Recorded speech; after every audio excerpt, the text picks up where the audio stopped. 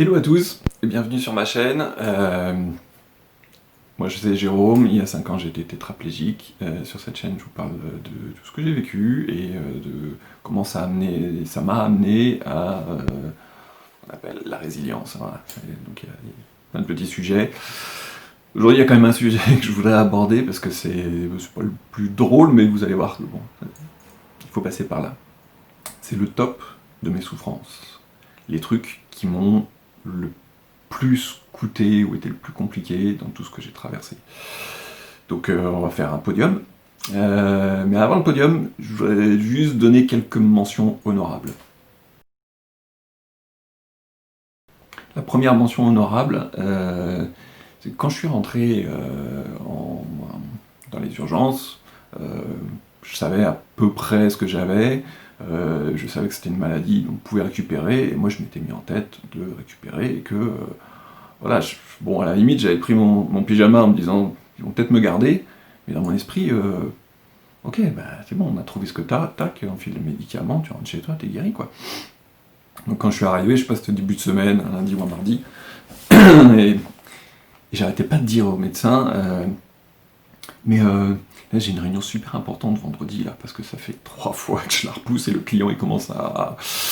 Donc je pourrais être sorti vendredi, et là les médecins m'ont dit... On va voir les choses, comment ça évolue, tout ça, voilà, ils vous mettent un peu... Donc j'étais dans cet état d'esprit de dire, mais moi, de toute façon, un Guillain-Barré, bon, ah oui, c'est vrai, ça peut durer des fois entre 1 et 3 mois, bon, ben moi, je prends la version 1 mois, hein, donc dans un mois, je suis sorti.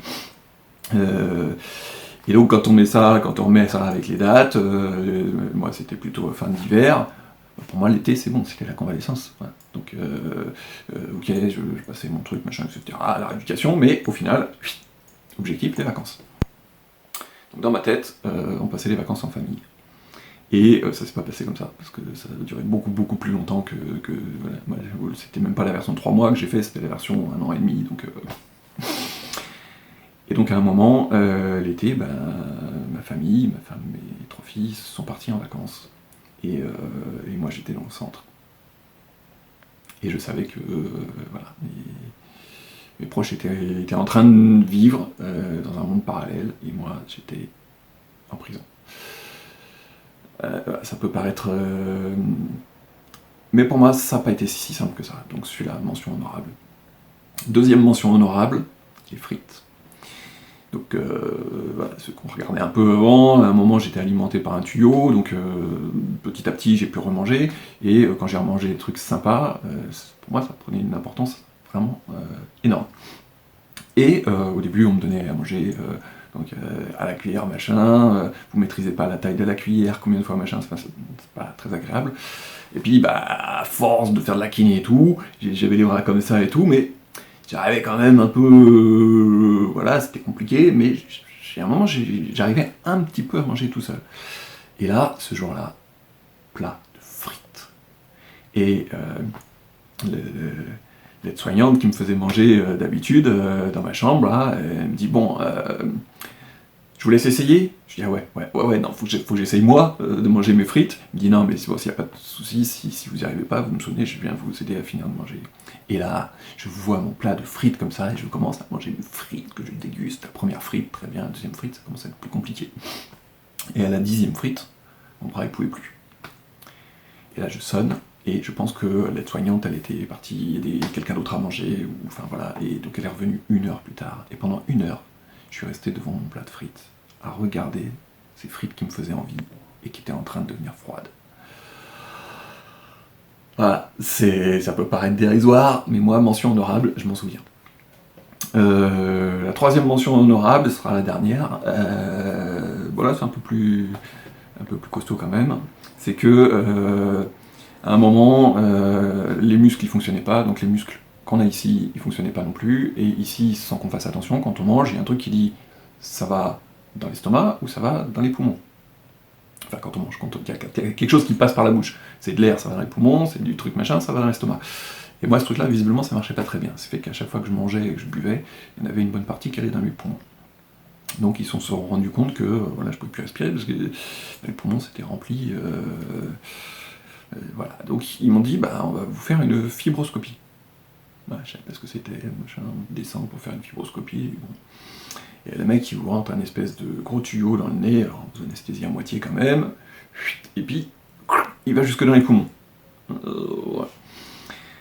Ça, c'est la partie la plus cool, parce qu'une fois qu'il voit que effectivement c'est rempli, ben, il vous vide. C'est-à-dire qu'en fait, il a un petit aspirateur, et on vous aspire de l'intérieur des poumons. Donc non seulement vous ne pouvez pas respirer, mais en plus vous sentez que vous passez par l'aspirateur. Donc ça, pas très top. Et en plus, comme j'étais un bon client, j'ai eu le droit 2 fois. Donc ça fait partie des mentions honorables. Pas super cool. Mais à pire, voilà, on va rentrer sur le podium. En 3, l'IRM. À un moment, je vous ai dit, j'ai fait un truc, une forme bizarre, etc. Et là, ça a été la panique partout. On dit non, on s'est planté de diagnostic, donc on va lui faire passer une batterie d'examen, voilà, dont l'IRM. Sauf que moi, je suis claustro. L'IRM, t'as un truc qui a ça de la tête, et que en plus, je pouvais pas bouger.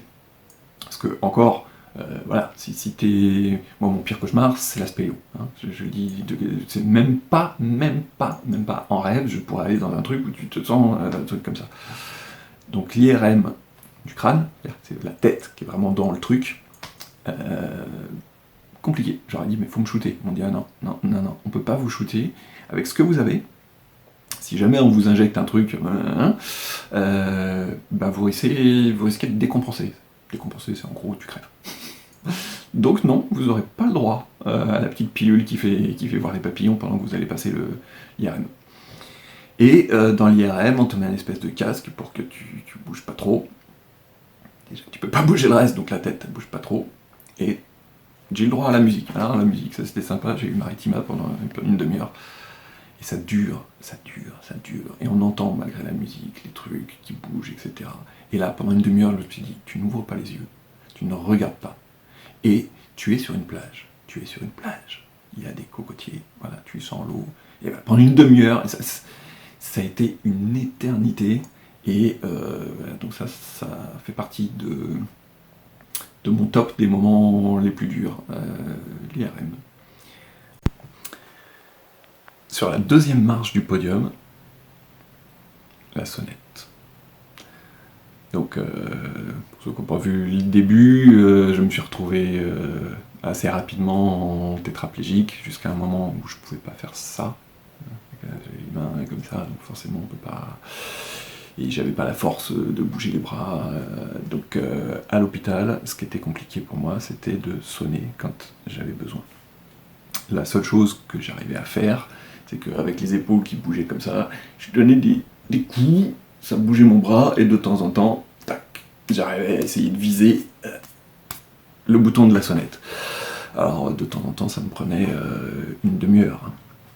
Et moi, ce qui m'arrivait, c'est que en fait, donc je ne bougeais pas, j'avais pas de grosses douleurs neurologiques, les trucs. Il y a des gens qui recevaient comme des coups de poignard, un truc comme ça. Moi, j'ai pas eu ça. Mais quand on est dans une position où on peut pas bouger, et moi j'avais la sensibilité, parce que le nerf n'était pas coupé, et si la partie motrice du nerf elle fonctionnait pas, la partie sensible elle fonctionnait. Donc le fait qu'on me mette dans une position, que j'avais les pieds, voilà.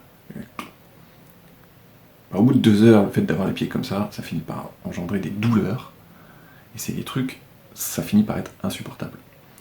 Donc moi la nuit, c'était surtout à ce moment-là, parce que la journée, il y a beaucoup de gens qui passent, il y a toujours les infirmières, les aides-soignants, des visites, des choses comme ça. Donc on arrive à demander à quelqu'un, à dire, mon pied il est mal mis, est-ce que tu peux le bouger, essaye comme ça, voilà, hop, top, bouge plus là, c'est bon, je sens plus rien, c'est bon, laisse-le comme ça.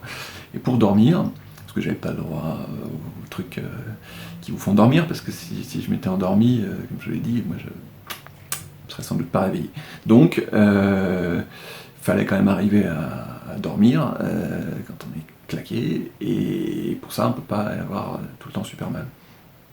Donc, régulièrement le soir, et le soir, il faut comprendre, sur tout le service, elles sont 2. Il y a une infirmière, une aide-soignante, et c'est tout, pour tout le service. Donc c'est vrai que c'est un peu compliqué à gérer, tout le monde, si tout le monde fait ses petits caprices, c'est compliqué, mais moi, voilà, de temps en temps, j'avais besoin, pas forcément de grand chose, mais qu'on vienne me voir, et parfois c'était juste, je déplace le drap, parce que simplement le drap qui pesait sur mon pied, la sensation, elle était juste insupportable.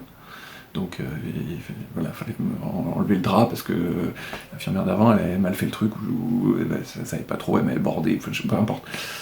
Donc c'était pas forcément des grosses choses, mais de temps en temps j'en avais besoin, en fait, j'avais besoin tous les soirs, quoi. Et il y a une des deux équipes qui trouvait que ma maladie, finalement, quand même, hein, je devais faire un peu de cinéma, et que c'était pas si grave que ça. Alors, c'est vrai, hein, il y a un jour, elles m'ont carrément engueulé, que j'avais appuyé sur la sonnette, disant non mais il n'y a pas que vous, là on a 2 malades qui viennent de décéder, donc voilà quoi, en gros, qu'est-ce que vous nous faites chier avec votre pied qui vous fait mal. Donc elles avaient décidé que j'étais un casse-couille. J'étais celui qui... Et je fais aussi une autre parenthèse, et je peux pas complètement leur en vouloir après coup, c'est que c'est vrai que je pense qu'il y a certains patients qui ont besoin qu'on les pousse un peu, parce que ils se retranchent un peu derrière le côté ah, j'ai mal, j'arrive pas, machin, etc. Et que pour les aider, il faut leur botter le cul pour que effectivement ils comprennent que oui, il faut se reprendre en main et tout, etc. Et moi, j'étais pas vraiment dans cette logique-là, sauf que pour elle, oui. Voilà. Et donc, pour vous raconter ce qui s'est passé, c'est que plusieurs fois, en fait, quand j'arrivais difficilement à taper sur la sonnette, en fait, il y a une petite loupiote dans votre chambre qui s'allume pour vous dire c'est bon, arrête d'appuyer sur la sonnette, l'alarme, elle est déclenchée, ça sonne chez l'infirmière, machin, qui a le bip, ils savent que vous avez besoin, et ils vont venir. Donc après, il n'y a plus qu'à attendre. Et d'ailleurs, il y a une des deux équipes où il y a, je me souviens, c'est Marie-Ange, je sais pas, ce nom-là, il est prédestiné.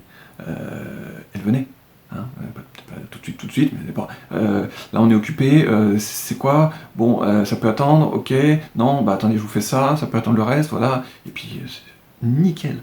Et les autres, non seulement elles venaient pas, mais j'ai découvert que, à distance en fait, on peut éteindre la sonnette.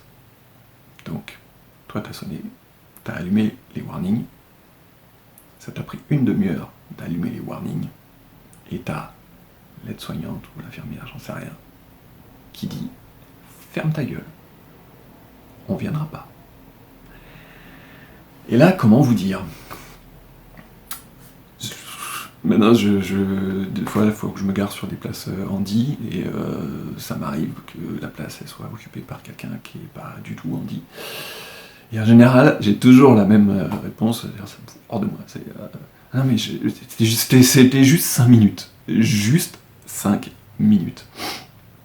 Et moi, je connais pas un handi qui voudrait pas juste 5 minutes prendre la place du valide.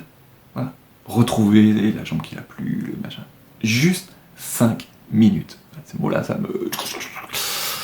Mais juste pour dire que si à ce moment-là, quand elles m'ont éteint la sonnette, j'avais eu ces juste 5 minutes, mes jambes, je crois que je me serais levé et que je leur aurais explosé la tête contre le mur. Parce que elles ont peut-être plein de bonnes raisons pour elles de se dire que c'était comme ça qu'il fallait faire. Mais non, c'est juste pas possible. Et j'ai hésité à témoigner de ce truc-là. Je me suis dit à un moment, il faut que j'en parle au service de l'hôpital. Et puis je me suis dit non, je suis pas là pour... Mais quand même, voilà, je le dis parce que je sais que c'est sans doute des pratiques... c'était pas comme ça au centre, mais voilà, à l'hôpital, je pense que... probablement que les services sont débordés, probablement que quand on est soignant, on vit des choses inhumaines et que pour se met une carapace qui fait que, voilà, s'il vous plaît, s'il y a quelqu'un qui voit ça, c'est pas possible. C'est pas possible. Hein, voilà. Ça, c'est mon top 2. En 1, et ça je crois crois que je m'en rappellerai toute ma vie. Je pense que c'était une des pires semaines de ma vie. Donc, je vous ai dit, j'avalais pas comme il faut, donc à un moment ils ont dit, faut arrêter d'avaler, parce que plus vous avalez, plus vous remplissez les poumons, on va pas vous vider les poumons toutes les semaines, quoi. Donc on va vous alimenter par une sonde nasogastrique. Non, au début, c'est pas la sonde nasogastrique, c'est vous foutre des poches par la perfusion, là, sauf que c'est pas fait pour. Donc vous avez quelques nutriments, mais voilà, et puis de toute façon, y a le problème, c'est qu'on vous hydrate par des poches de sérum, mais vous pouvez pas boire. Donc la seule solution, c'est la sonde nasogastrique. On vous met un tuyau qui va directement dans l'estomac, comme ça on fout les trucs là-dedans, et on est sûr que ça passe pas dans les poumons. Ah, ok, ça va pas être si compliqué. On vous met la sonde nasogastrique. Donc il y a quelqu'un qui arrive, ouais, je vais vous expliquer. Par rapport au gros truc de machin où on vous aspire, la sonde nasogastrique, c'est un petit tuyau, c'est pas grand chose finalement. Essaye, machin, dit, bon, écoutez, je pense que je suis dans l'estomac, là, donc ça doit être bon, mais comme je suis pas sûr d'avoir pris le bon passage et de pas être dans le poumon, on va faire une radio. Il faut attendre le soir d'avoir de la place à la radio. Et là, la radio, ça tombe, ah non, elle n'est pas bien placée, il y a un truc, machin, il faut refaire. Ah bon, on va refaire demain. Et le lendemain, quelqu'un d'autre qui dit, non, mais moi je vais essayer avec une autre technique, machin, etc. Je vous la fais courte, ça a duré 4 jours. 4 fois, ils ont testé pour me foutre la sonde nasogastrique, et 4 fois, ça n'a pas marché. Donc pendant tous ces jours-là, j'étais juste alimenté par la perf, et hydraté par la perf. Et quand tu respires, et que tu peux pas boire, parce que j'avais interdiction de boire la moindre goutte d'eau,